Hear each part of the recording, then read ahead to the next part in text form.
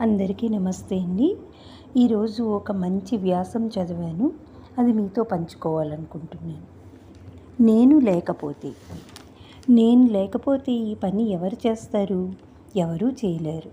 నేను మాత్రమే దీన్ని బాగా చేయగలను అని జీవితంలో ఏదో ఒక సమయంలో అనుకోని వారు ఉండరు. కానీ అది చాలా పెద్ద తప్పు. ఏదైనా ఈశ్వరేచ్ఛ ప్రకారమే జరుగుతుంది.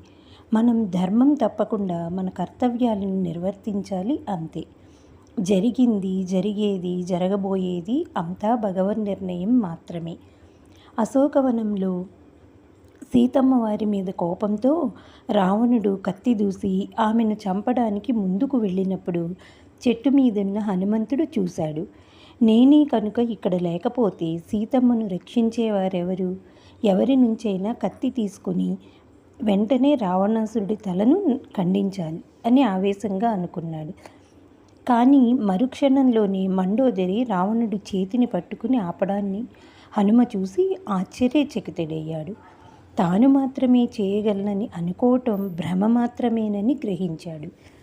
సీతామాతను రక్షించే పనిని ప్రభువు ఏకంగా రావణుడి భార్యకు అప్పగించాడు. సర్వాంతర్యామి ఎవరి ద్వారా ఏ కార్యాన్ని చేయించుకోవాలో వారి ద్వారానే ఆ పని చేయించుకుంటాడు. మరింత ముందుకు వెళ్తే త్రిజట తనకు ఒక కల వచ్చిందని, ఆ కలలో లంకకు ఒక వానరం వస్తుందని, అది లంకను కాల్చివేస్తుందని చెప్పింది. అయితే హనుమంతుడికి ఇది చాలా ఆశ్చర్యం కలిగించింది. ప్రభువు తనను సీతను చూసి రమ్మన్నాడు, కానీ లంకను కాల్చి రమ్మని చెప్పలేదు. తను ఇప్పుడు ఏం చెయ్యాలి? హనుమంతుడు ధర్మమీమాంసలో పడ్డాడు.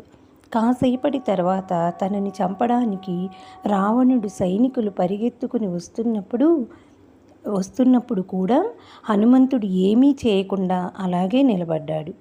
అయితే ఆ సమయంలో విభీషణుడు వచ్చి, అన్నా, దూతను చంపటం నీతి కాదు అని వారించాడు.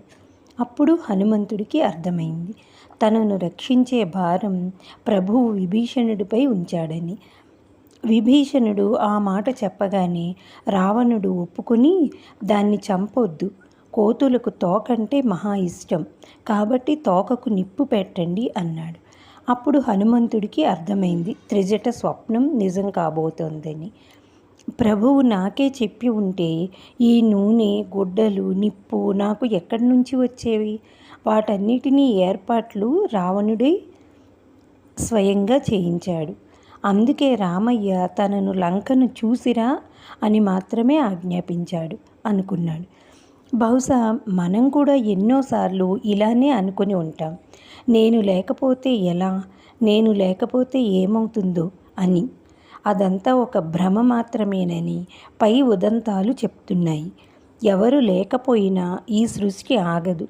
భగవంతుడి కోటాను కోట్ల దాసులలో అతి చిన్నవాణ్ణి అనే ఎరుక కలిగి ఉండటమే మన విజ్ఞత.